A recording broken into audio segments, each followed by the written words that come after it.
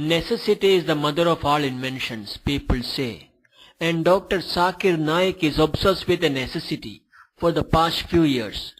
He feels that the words Allah and Muhammad should somehow find a place in the Hindu scriptures. It is not out of love for Hindus that Dr. Naik is entertaining such an urge. This urge comes out of yet another urge Dr. Naik has, to bring the light of truth to the people who are in dark. In other words, it means convert people to Islam. Like most of the Muslims, Dr. Naik is taught to believe that other than Muslims, rest do not know the truth.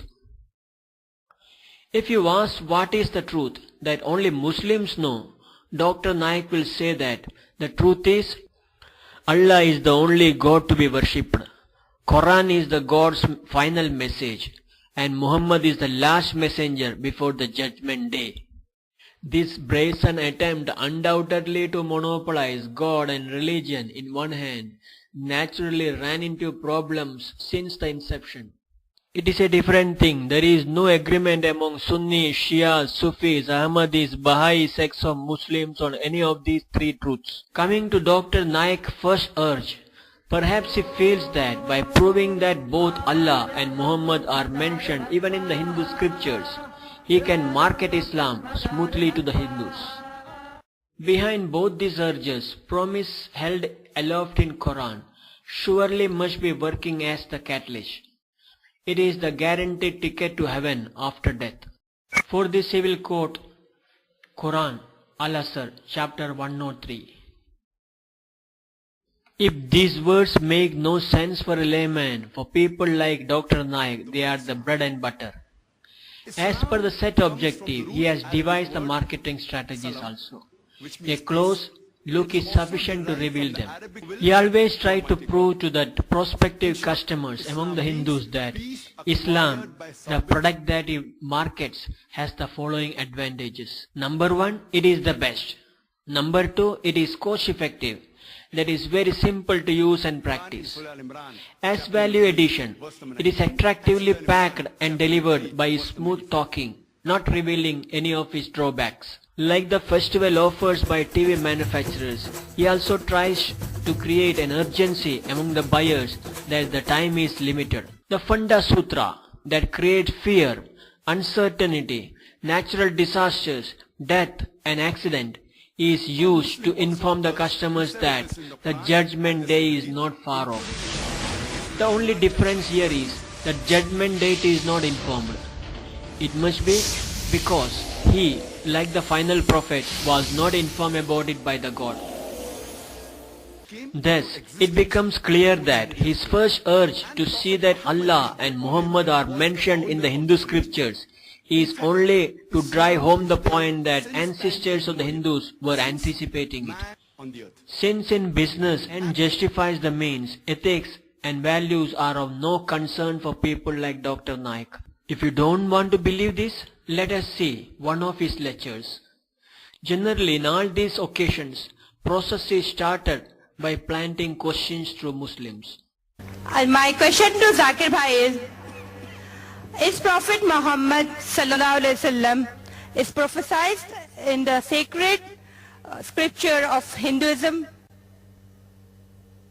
He is prophesied as Narashansa. Narashansa in Sanskrit means Nar, means a man or human being. Shansa means praiseworthy, a man who is praiseworthy, which is the meaning of the word Muhammad sallallahu alaihi wasallam.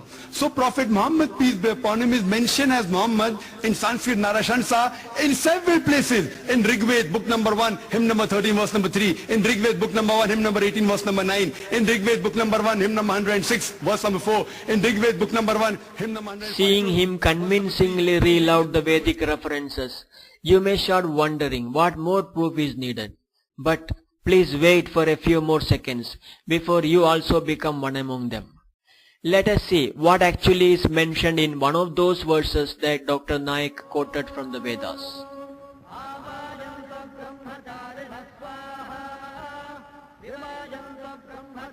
ये ऋग्वेदी है और ये आपका मंत्र है कि 1-106-4 क्या कहता है?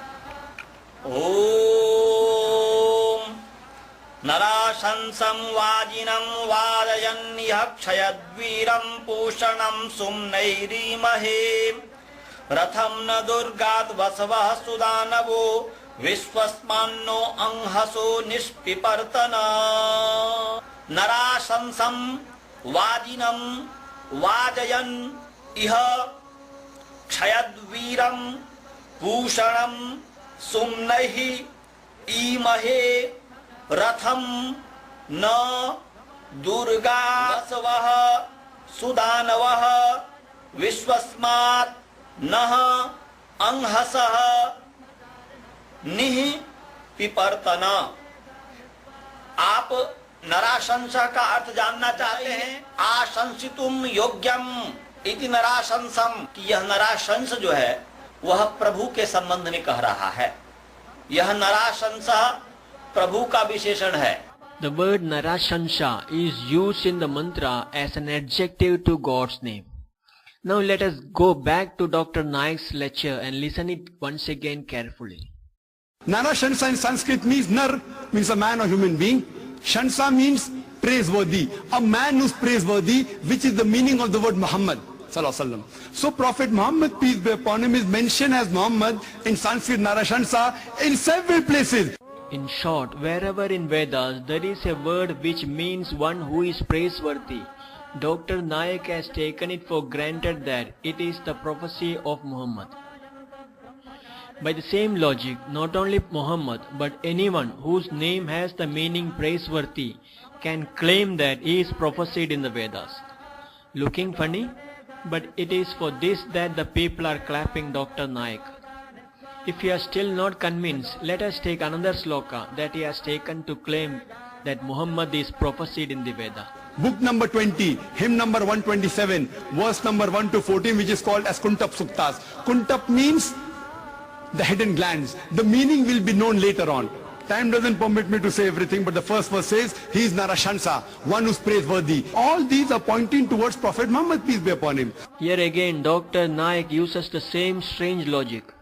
Narashansa in Sanskrit means Muhammad in Arabic. Therefore, Muhammad is prophesied in the Vedas. By the same perverted logic, anybody can claim that wherever his name is found in the telephone directory, it is his phone number. Luckily for the audience, Dr. Naik runs short of time and makes only a passing reference to his other unique findings on Kuntap Suktas.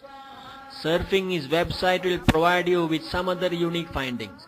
For example, let us see how logically he tries to prove that Kuntap Suktas in the Vedas refers to Makkah in Arabia. Kuntap means the hidden glands, which means navel, which means center, which means center of earth, which means Makkah. Therefore, Kuntap Suktas mean Makkah. Let us use the same logic on Islam and see where it leads us. Poison means death. Death means rest, which means peace. It means Islam. Therefore, poison means Islam. The Arabic term Bismillahi Rahmani Ar-Rahim, which is uttered before every verse of Quran, is literal translation of Dayananda Ki Jai. Does it mean that Quran sings glory of Dayananda? Now Dayananda, founder of Arya Samaj, has been the strongest ever critic of Quran. So does it mean that Quran admits that Dayananda is right?